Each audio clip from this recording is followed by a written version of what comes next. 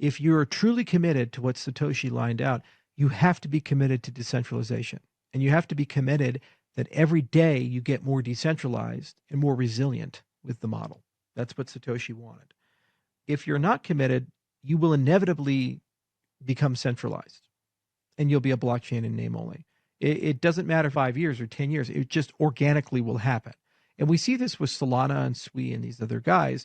The consensus models that they've embraced have been built from the ground up to be better, faster, cheaper. But it costs $1 million to run a node. And fewer people can run them. And you get more and more centralized. And eventually somebody's going to say, well, why are we doing this with nodes? Let's just centralize the whole thing on Amazon.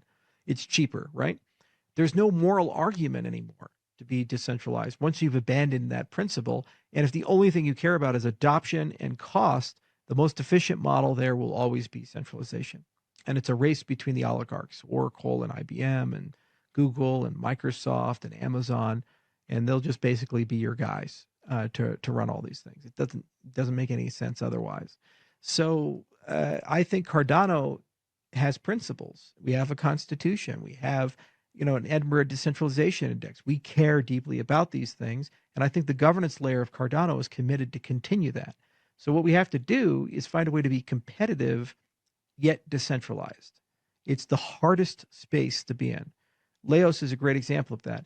People act like we just don't know what we're doing and look how much faster Sui. And the governance system we have right now is a starting point, but we need to invest and be committed to including more and more people and having more ways of making decisions so that it's more resilient. So different voting systems like quadratic voting and linear preferences and these types of things, and also trying to find a way to be one person, one vote, in addition to one ADA, one vote.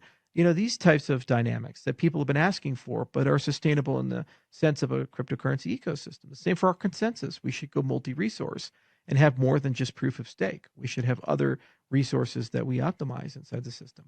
And that's why we wrote Minotaur. And we get to beta test that with partner chains. And then if it works really well, we can bring it back home to Cardano's main ledger and augment what we have there.